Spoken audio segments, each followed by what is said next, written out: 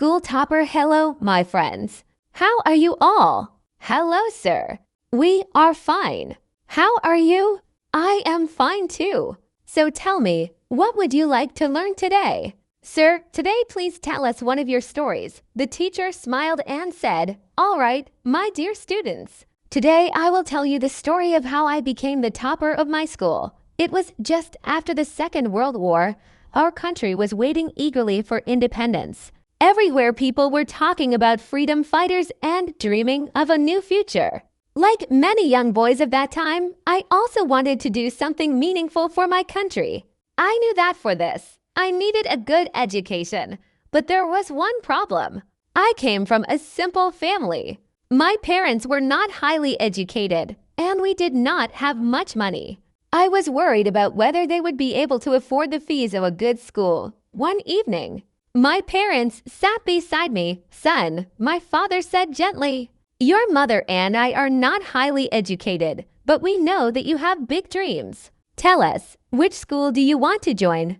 "I want to study in a good school in Ramanathapuram, near Rainsworm," I replied softly. My father nodded. "We will manage somehow. But you must study hard and make us proud." "I promise, father. I will do my best." My elder brother took me to the school and completed the admission formalities. The school was beautiful. Teachers used blackboards and chalk to teach. Sports were encouraged. On hot days, classes were held under the shade of big trees. We would move from one tree to another when changing classes. One day, as I entered the campus, I mistakenly walked into the wrong classroom. The teacher looked at me angrily. "What are you doing here? If you cannot even find your classroom, you should go back to your village." All the students laughed.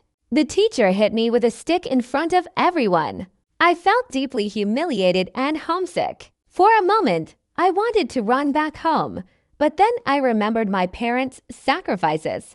I made a promise to myself. From today onwards, I will not only be a good student, I will become the best. A few weeks later, we had a mathematics exam.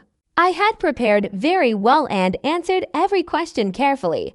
After a few days, the results were announced. Rayesh, 61 out of 100. Yash, 70 out of 100. Mona, 80 out of 100. Then the teacher looked at me. "Abdul, what do you think you have scored?" "Sir, I answered all the questions correctly," I replied nervously. Some students began to laugh again. The teacher raised his hand for silence and said proudly, "Abdul has scored full marks, 100 out of 100. The classroom became silent for a moment. Then everyone started clapping. The same teacher, who had once scolded me, pointed at me and said, "Remember my words. This boy will bring glory to our school." Those words healed my earlier humiliation.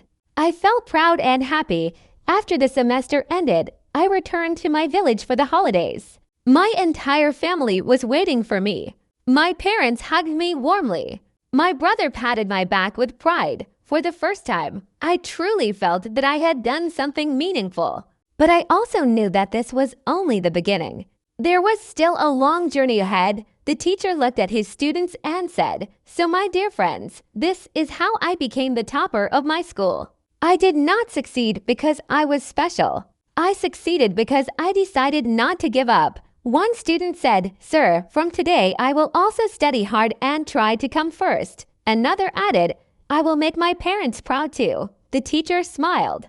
"Very good, my friends. Always remember, determination and hard work can turn humiliation into success."